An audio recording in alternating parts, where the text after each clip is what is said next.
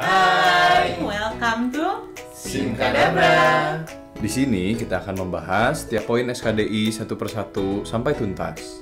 Mulai dari konsep dasarnya, patogenesis, hingga tata laksana lengkapnya. Jika kalian suka dengan konten seperti ini, jangan lupa subscribe agar tidak ketinggalan video dari kami ya.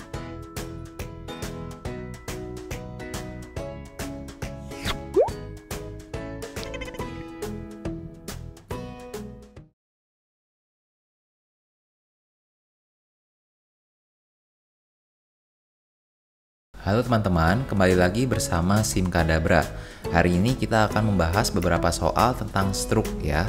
Di video ini saya akan review cepat aja ya teman-teman. Untuk pembahasan lengkapnya, teman-teman bisa cek video teori tentang stroke ada dua part, yaitu part 1 dan part 2. Ya, linknya bisa dicek di kolom deskripsi. Ingin mengingatkan juga untuk stroke ini SKDI dokter umumnya 3B teman-teman. Artinya, kita harus bisa memberikan terapi awal pada kasus gawat darurat. Untuk tata laksana spesifiknya, kita konsulkan ke dokter spesialis, ya. Oke, kita langsung aja masuk ke soal pertama. Pertanyaannya, mana pernyataan yang paling tepat untuk kasus ini? Kita baca soalnya. Seorang pria berusia 62 tahun datang ke IGD dengan kelemahan anggota gerak kiri secara mendadak. Ingat, kata kunci mendadak. Berarti kita harus curigai dulu adanya stroke, ya. Keluhan terjadi 2 jam sebelum masuk rumah sakit saat pasien sedang makan. Tiba-tiba pasien sulit mengunyah disertai bicara tidak jelas. Tidak ada nyeri kepala, mual, muntah maupun penurunan kesadaran. Pasien juga memiliki riwayat hipertensi dan diabetes yang tidak terkontrol. Dari pemeriksaan fisiknya, tekanan darah pasien 200/120. Pemeriksaan neurologis ditemukan kesadarannya E4, V5, M6. Nah, teman-teman ingat ya, GCS ini fungsinya untuk menilai kesadaran, bukan untuk menilai defisit neurologis. Artinya, meskipun pasien ini ada gangguan bicara, bisa aja dia skor verbal di GCS-nya itu masih full 5 ya. Karena ini menilai kesadaran sekali lagi bukan untuk menilai defisitnya. Asal teman-teman coba tanya aja pasiennya, Pak, namanya siapa gitu ya. Kalau pasiennya jawab namanya, seenggak jelas apapun itu, tapi terasa secara pelafalannya cukup menjawab nama, maka kita buat skornya 5 untuk verbal gitu ya. Jadi jangan verbalnya ditulis misalkan karena dia nggak jelas ngomongnya bergumam, terdengar seperti bergumam, terus ditulisnya 2. Nah 2 itu kan skornya kalau dia nggak bisa ngomong, dirangsang nyeri, baru bergumam. Itu karena memang kesadarannya turun. Tapi kalau ini dia terganggu pelafalannya saja tapi bisa menyebut nama dan ingin menyebut namanya, maka skornya masih 5 ya. Tanya juga ini ada di mana, ini pagi atau malam dan lain-lain ya, pertanyaan-pertanyaan mudah yang memicu pasiennya untuk menjawab.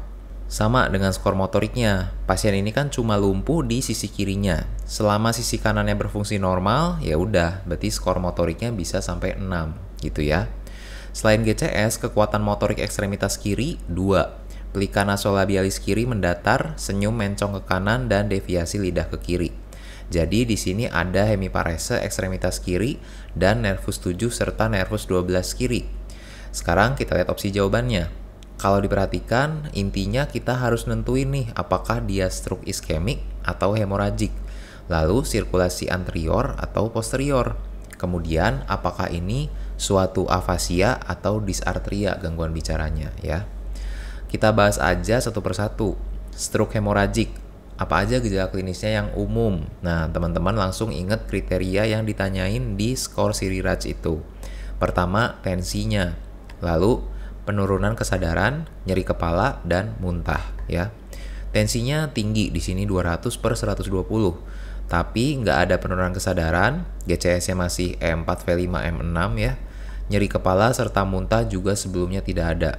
Oleh karena itu, agak unlikely bahwa ini stroke hemoragik ya, lebih condong ke iskemik meskipun di sini tensinya cukup tinggi. Pasien juga memiliki faktor ateroma nih, yaitu riwayat diabetes yang mendukung stroke iskemik. Selanjutnya kita tentukan sirkulasinya anterior atau posterior. Paling mudah lihat aja dari hemiparesenya. Antara ekstremitas dan nervi kranial itu ipsilateral atau kontralateral ya.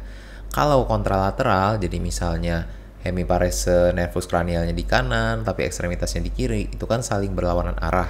Maka itu disebut hemiparese alternans. Nah, kalau ada, curigai sirkulasi posterior. Tapi pasien ini kan semua nervi kranialnya lumpuh di kiri, terus ekstremitasnya juga lumpuh yang kiri. Berarti kasus ini lebih condong ke sirkulasi yang anterior, ya. Terakhir adalah afasia atau dysarthria. Ini sebenarnya simpel aja teman-teman. Kelumpuhan kiri kan disebabkan oleh lesi pada hemisfer kanan, ya. Sementara bagi mayoritas orang di dunia, hemisfer kanan itu adalah hemisfer yang non-dominan. Nah, pusat bahasa ya yang terganggu pada afasia itu letaknya ada di hemisfer yang dominan, alias di hemisfer kiri bagi mayoritas orang. Oleh karena itu, kalau teman-teman curiga suatu afasia, tapi kelumpuhannya di sisi kiri, yang artinya lesinya di kanan, ya, coba deh lakuin asesmen lagi. Apakah itu mungkin kondisi yang menyerupai afasia, tapi bukan, ya. Karena sangat unlikely atau sangat jarang ya lesi hemisfer kanan itu menyebabkan afasia, karena dia hemisfer yang non-dominan, gitu ya. Seandainya pasien ini dengan kelangkaannya ternyata hemisfer kanannya itu yang dominan ya, pada beberapa kasus bisa aja nilai verbal afasia di GCS ini nggak bakalan sampai 5 teman-teman. Jadi kalau soalnya udah nunjukin angka 5, pasti dia nggak mungkin afasia ya. Afasia motorik contohnya, dia bikin pasiennya benar-benar nggak bisa bicara spontan. Jadi V-nya akan ditulis non-testable atau NT. Nah, afasia sensorik bikin pasiennya ngomong ngelantur karena dia nggak ngerti makna bahasa ya. Sama V-nya juga nggak bisa dinilai. Pas diperintah motorik juga pasiennya nggak akan nurut kalau afasia sensorik karena pasiennya nggak ngerti kita ngomong apa ya. Jadi skor M-nya ini juga nggak mungkin 6. Nah, jadi afasia bukan ya. Berarti pasien ini menderita dysarthria saja akibat kelumpuhan nervus 12. Nah, struknya iskemik, sirkulasi anterior kanan dengan dysarthria. Berarti jawabannya yang D. Gitu ya. Untuk jawaban A, B, C, dan E semuanya masih kurang tepat. Sekarang kita bahas dikit teman-teman perbedaan stroke non-hemoragik dan stroke hemoragik. Teman-teman harus bisa bedain ini secara klinis ya, karena mayoritas soal itu nggak akan ngasih hasil CT scan-nya. Tapi kayak tadi aja cuma ngasih hasil anamnesis sama pemeriksaan fisik. Secara onset, stroke non-hemoragik ya atau yang iskemik itu lebih khas saat pasien sedang beristirahat. Nggak harus harafiah beristirahat ya, tapi maksudnya itu saat kardiovaskuler pasien tuh dalam kondisi resting. Misalnya tadi pas lagi makan, atau lagi kerja komputer, lagi duduk aja di komputer gitu ya, kerja di kantor, nyetir, nah pokoknya aktivitas-aktivitas yang tidak meningkatkan heart rate. Salah satu yang khas juga adalah wake up stroke. Nah di sini onset stroke-nya terjadi saat pasien tidur. Jadi saat pergi tidur pasien masih normal, bangun-bangun udah defisit neurologis. Nah kalau stroke hemoragik lebih khas saat pasien sedang beraktivitas, misalnya kerja rumah tangga, berolahraga, atau kondisi stres emosional ya. Tapi ini kalau di ujian. Nah, kalau di dunia nyata mah nggak harus seperti ini karakteristiknya. Bisa aja onsetnya campur-campur ya. Berikutnya predisposisi atau faktor risiko dari non-hemoragik. Pada stroke yang aterotrombotik ya, faktornya antara lain itu DM, riwayat angina, dislipidemia, atau PAD, peripheral arterial disease. Kondisi ini menunjukkan bahwa dinding pembuluh darah besar itu kemungkinan sudah mengalami aterosklerosis, mengeras, menebal ya sehingga lumennya menyempit dan mudah terjadi bekuan atau embolus. Nah, sedangkan faktor resiko embolus itu sendiri adalah atrial fibrilasi, endokarditis, penyakit katup jantung ya, DVT, dan kondisi hiperkoagulabilitas. Jadi segala hal yang memudahkan terbentuknya bekuan di intravaskuler ya. Faktor risiko pendarahan adalah hipertensi kronis, koagulopati atau gangguan pembekuan darah, serta kondisi lemahnya dinding pembuluh darah, antara lain misalnya karena aneurisma, cerebral amyloid angiopati, atau malformasi arteri vena. Berikutnya manifestasi klinis. Paling khas adalah TIA pada stroke yang non-hemoragik. Pada stroke hemoragik, begitu vaskulernya pecah, maka efek kompresi dari hematom yang terbentuk itu akan langsung terjadi. Nah, kalaupun pendarahannya kecil, resorpsi hematom itu tidak akan bisa terjadi begitu cepat sampai-sampai si defisit neurologisnya itu terkesan reversible ya. Jadi TIA itu hampir pasti menandakan etiologi yang non-hemoragik alias iskemik ya. Kemudian ingat gejala tadi, penurunan kesadaran, nyeri kepala, dan nausea vomitus. Semua gejala ini umumnya tidak ada pada non-hemoragik, namun ada pada hemoragik ya. Terakhir dari progresivitasnya.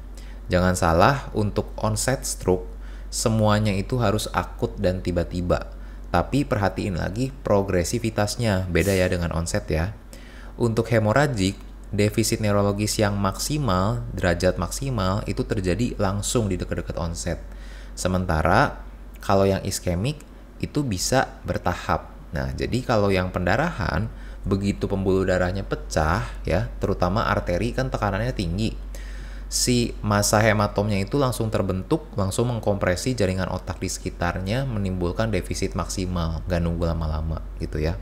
Sementara pada non-hemoragik ya, terutama yang aterotrombotik, onsetnya itu memang akut, tapi progresivitas perburukannya bisa terjadi bertahap. Dalam sekian jam sampai hari itu terus memburuk pasiennya. Nah, karena kematian jaringan otak akibat iskemiknya itu terjadi pelan-pelan ya. Makanya di sini progresivitasnya tertulis bisa juga subakut. Tanpa keberadaan CT scan, scoring klinis yang bisa membantu kita menentukan ini hemoragik atau iskemik itu yang tadi, yaitu Siriraj score. Nah, rumusnya seperti ini. Kalau praktek sehari-hari nanti sih, kalian bisa pakai kalkulator online yang tersedia banyak di Google ya. Tapi untuk UKM PPD, semisalnya teman-teman bisa hafal scoring ini bisa berguna banget untuk membantu kalian menentukan seperti tadi ini iskemik atau hemoragik ya. Interpretasinya kalau skor kurang dari -1, maka curiga ke arah non-hemoragik. Skor lebih dari 1, curiga hemoragik. Sedangkan antara -1 sampai 1 perlu evaluasi lebih lanjut ya. Dalam hal ini paling bagusnya di CT scan. Berikutnya kita akan bahas tentang hemiparese alternans.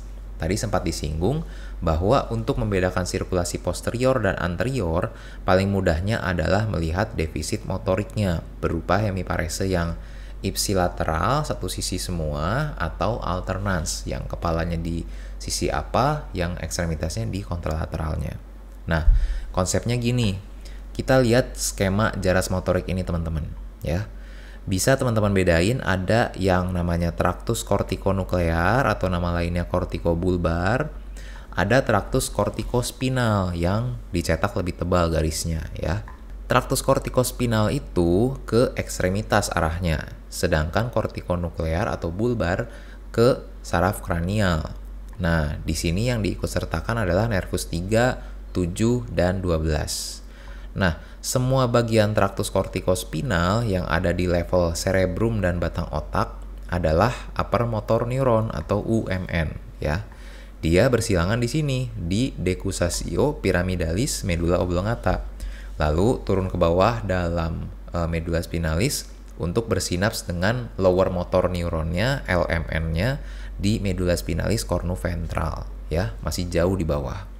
Sedangkan traktus kortikobulbar yang kortikonuklear tadi akan bersinaps di batang otak levelnya masing-masing.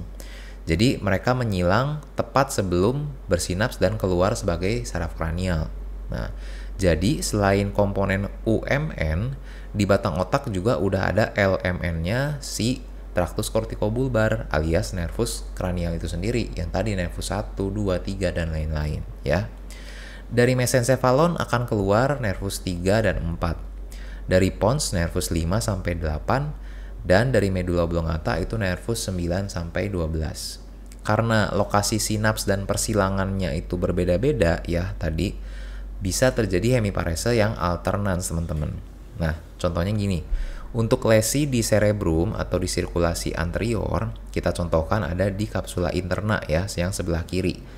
Karena ini kan gambar otaknya tampak dari belakang, tampak dari posterior ya, berarti ini yang sebelah kiri. Nah, bisa ditelusuri baik nervus 7, nervus 12, dan kortikospinal semuanya kena sebelum menyilang di sisi kiri juga. Jadi, hemiparese muka dan ekstremitas semuanya akan ada di sebelah kanan karena pas kena lesi dia belum menyilang gitu ya. Bandingkan kalau lesinya ada di pons kanan seperti ini. Nah, ini di sirkulasi posterior ya, di pons.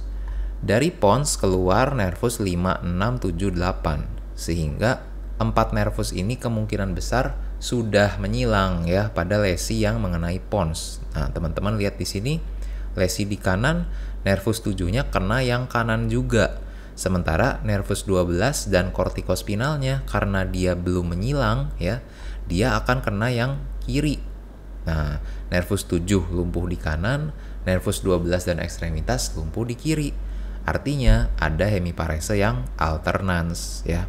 Oleh karena itu, penting untuk teman-teman ketahui ya, dari mesencephalon, pons, dan medula oblongata itu masing-masingnya keluar nervus berapa aja, supaya nanti bisa kita tahu mana yang ipsilateral, mana yang akan kontralateral dengan lesinya ya.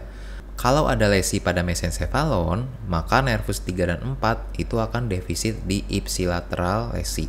Sedangkan 5-12 defisit kontralateral. Kalau lesinya di pons, maka saraf yang keluar di mesencephalon itu sudah aman ya, karena baik jaras UMN maupun LMN-nya tidak terpengaruhi oleh lesi. Tapi 4 nervus yang dari pons ini akan defisit ipsilateral lesi, sedangkan 4 nervus sisanya defisit kontralateral ya. Terakhir, jika lesinya di medula oblongata, maka nervus kranial dari mesencephalon dan pons akan aman. Sementara nervus 9-12 akan defisit ipsilateral lesi. Ya, seperti itu, mudah-mudahan bisa dimengerti ya teman-teman. Nah, kita lanjut aja ke soal berikutnya. Di sini ceritanya masih sama seperti tadi nih, tapi kita udah dapet diagnosisnya stroke infark sirkulasi anterior kanan ya, karena hemiparesenya ini kejadian di kiri, makanya lesinya di kanan. Sekarang terkait tindak lanjutnya, mana yang paling tepat dari opsi-opsi berikut? Teman-teman bisa pause dan coba jawab dulu. Kalau sudah, kita langsung buka aja jawabannya ya. Jawabannya adalah yang B ya. Kita harus lebih dulu melakukan pencitraan otak. Tujuannya adalah untuk mengeksklusi adanya stroke pendarahan ya. Opsi yang A, tekanan darah harus diturunkan sebesar 15% dalam 24 jam. Nah, pasien ini kan datang dalam 2 jam pasca onset, teman-teman. Dia diketahui onsetnya secara jelas oleh keluarganya. Jadi masih tercakup dalam golden period 4,5 jam untuk terapi fibrinolitik. Nah, di kondisi yang seperti ini, kita step 1 harus pertimbangkan dulu pasien ini memenuhi syarat atau enggak untuk diberikan fibrinolitik alteplase. Kalau memenuhi syarat, memang sebelum prosedurnya dilakukan, tensi pasien harus diturunin dulu nih. Dari yang tadinya 200 tadi, sampai minimal kurang dari 180/105 mmHg dulu. Ya. Tapi kalau ternyata dia tidak memenuhi syarat untuk alteplase, tensinya itu nggak perlu diturunin teman-teman, kecuali dia sudah lebih dari 220/120. Nah, pada pasien ini kan CT scan-nya aja belum dilakuin, jadi kita belum perlu dan belum boleh diturunkan tekanan darahnya ya. Yang C, mannitol harus diberikan sebagai upaya profilaksis TTIK. Nah, pada guideline terbaru, mannitol sebagai profilaksis ini dinilai no benefit, sehingga tidak dianjurkan. Kesadarannya juga kan masih CM ya pasiennya, sehingga belum ada indikasi untuk diberikan mannitol. Malahan mannitol ini karena dia sifatnya hiperosmotik, bisa menyebabkan diuresis juga. Nah, nanti takutnya pasien malah dehidrasi, tekanan darahnya turun, dan perfusi otaknya malah semakin turun, infarknya malah makin parah gitu ya. Yang D, agen antiplatelet harus segera diberikan sebagai terapi lini 1. Sebenarnya terapi lini 1 di stroke infark itu adalah fibrinolitik tadi ya, alteplase. Sampai dia terbukti tidak bisa diberikan karena adanya kontraindikasi. Ini juga dia sifatnya terapi spesifik teman-teman. Kalau seandainya stroke-nya pendarahan, itu kan malah makin memperberat ya, karena kita kasih pengencer darah di sini ya. Oleh karena itu, tetap harus dilakukan CT scan dulu untuk mengeksklusi pendarahan ya. Nah, yang E ini paling salah teman-teman. Setiap kasus stroke itu respon terhadap terapinya sangat time dependent, sangat bergantung waktu ya. Kita santai-santai dikit, jaringan otaknya makin banyak yang rusak. Oleh karena itu, setiap kejadian defisit neurologis yang mendadak dan masih ada saat pasien sampai di RS, itu harus kita tata laksana layaknya stroke dulu. Jangan malah diobservasi, dilihat doang bakal hilang atau enggak defisitnya ya. Artinya TIA itu di sini disinggung TIA itu sebenarnya lebih ke diagnosis pulang ya. Kalau pas datang pasiennya ada defisit neurologis yang nyata dan onsetnya mendadak, lalu sambil terapi masuk ternyata defisitnya resolusi sempurna atau hilang, barulah kita ubah diagnosisnya tuh dari yang stroke jadi curiga TIA. TIA pun nggak selalu diperbolehkan pulang ya. Ada beberapa kasus yang harus ranap dulu buat observasi kejadian stroke susulan dalam 48 jam ke depan. Nah, indikasi rawatnya dihitung pakai ABCD2 score untuk TIA ya. Udah sempat kita bahas di video stroke teori part 2. Oke, kita masuk aja sekarang ke nomor 3. Ceritanya masih sama. Jadi kita tahu bahwa pasien ini adalah stroke infark sirkulasi anterior kanan dan perlu dilakukan pemeriksaan pencitraan dulu sebelum bisa diberikan terapi spesifik ya. Sekarang pertanyaannya, pilihan pemeriksaan penunjang yang paling tepat serta hasilnya yang diharapkan. Nah, untuk menjawab pertanyaan ini kita perlu memperhitungkan waktu sejak onset gejalanya dulu. Di sini pasien datang 2 jam pasca onset dan waktu onsetnya itu diketahui secara pasti ya. Jadi pasien ini sudah bisa dipastikan masuk dalam golden period terapi fibrinolitik, yaitu sampai 4,5 jam pasca onset ya. Kalau udah gini, MRI tidak harus dilakukan ya. MRI itu dipakai kalau kita ingin mencari DWI flare mismatch di stroke yang onsetnya belum diketahui secara pasti. Nah, di sini tujuan imaging cuma untuk mengeksklusi adanya pendarahan dan ini harus dilakukan secepat-cepatnya supaya bisa segera dimulai terapi fibrinolitik. Oleh karena itu, yang menjadi pilihan adalah CT scan non-kontras ya, antara B atau C. Tinggal kita pilih temuannya mau lesi hipodens di distribusi MCA atau insular ribbon sign. Sekarang gini teman-teman, onsetnya ini baru sejak 2 jam ya. Ini ada di periode hiperakut, yaitu kurang dari 24 jam. Nah, di periode ini biasanya lesi hipodens yang khas infark itu belum kelihatan. Baru ada tanda awal infark yang berupa hiperdens MCA atau insular ribbon sign. Jadi, jawaban yang paling tepat adalah yang C ya. Untuk opsi lain masih kurang tepat. Mudah-mudahan bisa dimengerti ya teman-teman. Oke, sekarang kita masuk ke nomor terakhir. Kasusnya beda nih teman-teman. Kita baca dulu ya. Pertanyaannya, mana pernyataan yang paling tepat terkait kasus ini? Seorang wanita berusia 65 tahun dibawa ke IGD RS karena ditemukan telah kehilangan kesadaran oleh tetangganya pagi hari ini. Pasien tinggal sendirian di rumahnya sehingga tidak diketahui kapan hilang kesadaran terjadi.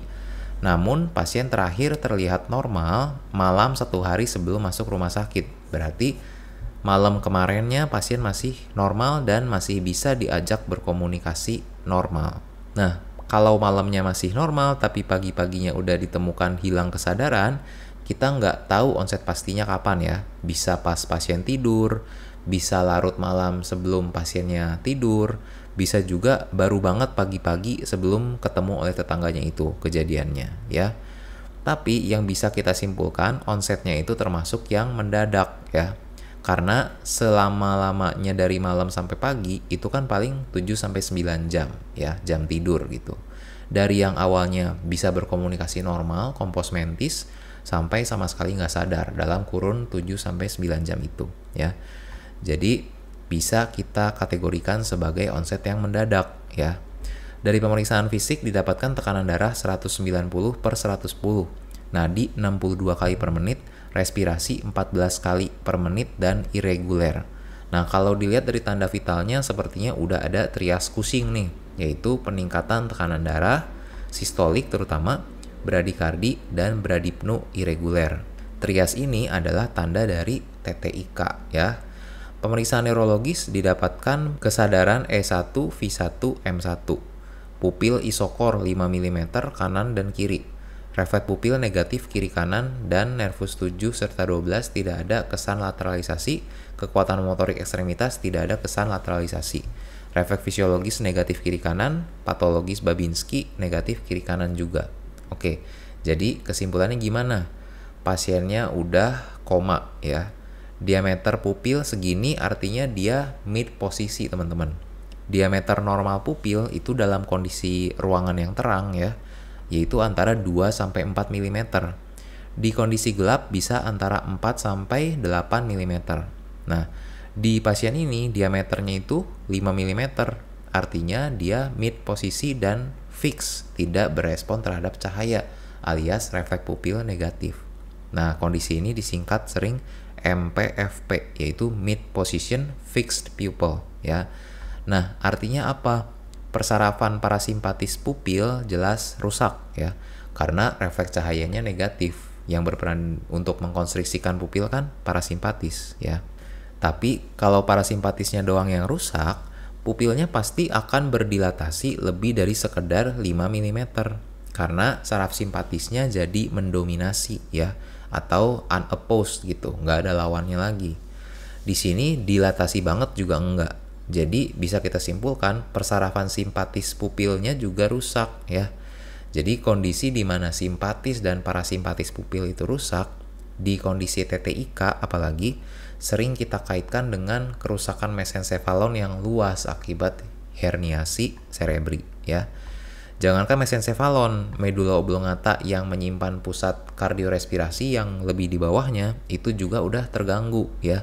Makanya tadi bisa ada trias Cushing. Tractus pyramidalis juga yang mengatur motorik area kranial dan ekstremitas. Mungkin di fase-fase awal penyakit hemiparesenya bisa aja jelas tergantung dari sisi yang stroke-nya ya. Tapi setelah herniasinya berat, mesencephalon juga udah rusak luas ya. Sisi kiri dan kanan sama aja keganggunya gitu. Kalau dicek kuat motorik mungkin semuanya skornya 0. Jadi kalau kanan 0, kiri 0, berarti kesan lateralisasi tidak jelas gitu ya. Gula darah sewaktu pasien didapatkan 234 mg per desiliter. Berarti penurunan kesadaran bukan karena koma hipoglikemik ya, karena gulanya malah tinggi gitu. Riwayat DM tidak ada, hipertensi ada, dan jarang mengkonsumsi obat-obatan. Keluhan nyeri kepala, muntah, atau kejang sebelum hilang kesadaran tidak diketahui. Faktornya karena pasiennya juga tinggal sendirian ya, tidak ada keluarganya. Oke, setelah paham ceritanya, sekarang kita lihat opsinya. Yang A, pasien menderita koma hiperglikemik. Lakukan pemeriksaan urin dan elektrolit untuk acuan terapi. Nah, opsi ini kurang tepat ya teman-teman. Cukup jarang kadar GDS 234 itu menyebabkan koma. Biasanya jauh lebih besar dari ini ya. Clue di soalnya juga masih kurang, dituliskan tidak ada riwayat DM, terus pemicunya juga kurang jelas ya, tidak ada keterangan kebiasaan minum obat atau kejadian infeksi dan lain-lain. Jadi kita coba cari dulu kemungkinan opsi lain yang bisa lebih tepat ya. Opsi B, pasien menderita stroke infark luas dengan edem cerebri. Terapi fibrinolitik harus segera dilakukan. Nah, sebenarnya sampai akhir soal ini selesai ya, belum ada yang memastikan bahwa pasien ini stroke-nya infark atau hemoragik karena belum dilakukan CT scan ya. Jadi kemungkinan dia infark luas sampai edem cerebri itu bisa aja. Tapi yang salah adalah pernyataan yang kedua ini. Terapi fibrinolitik harus segera dilakukan. Nah, salah satu kontraindikasi yang absolut dari terapi fibrinolitik itu adalah stroke yang sangat berat dengan skor NIHSS lebih dari 25 atau infark multilobar ya. Pasien ini jelas-jelas kondisinya sudah sangat berat. Untuk mencapai kondisi ini dalam 7-9 jam pasca onset aja, pasti area infarknya itu sangat luas kalau dia stroke infark ya. Oleh karena itu, fibrinolitik tidak direkomendasikan pada pasien yang seperti ini sebenarnya. Jadi, opsi B juga kurang tepat. Berikutnya yang C, pasien menderita meningoencephalitis. Lakukan pemeriksaan lumbal fungsi dan CT scan kontras. Nah, untuk menderita suatu infeksi SSP, biasanya onsetnya tidak akan semendadak pada kasus ini. Pasien juga tidak dijelaskan punya tanda-tanda seperti infeksi sebelum kehilangan kesadaran ya. Jadi coba kita cari dulu opsi yang lebih tepat. Berikutnya D dan E itu sama-sama stroke pendarahan dengan herniasi ya. Yang D lakukan stabilisasi ABC dan CT scan non kontras. Yang E lakukan CT scan non kontras lalu lakukan kraniektomi dekompresi yang sito. Nah, kalau di antara dua pilihan ini yang lebih tepat adalah yang domba ya teman-teman, yang D. Karena ABC pasien belum stabil ya, terutama yang pernapasannya ini nih, udah 14 kali doang ya, udah impending respiratory failure. Kondisi seperti ini kalau memungkinkan sebenarnya sudah perlu diintubasi ya. Barulah kalau ABC-nya udah stabil, langkah life saving yang bisa dilakukan adalah kraniektomi dekompresi untuk segera menurunkan TTIK-nya dan mengurangi herniasi begitu ya.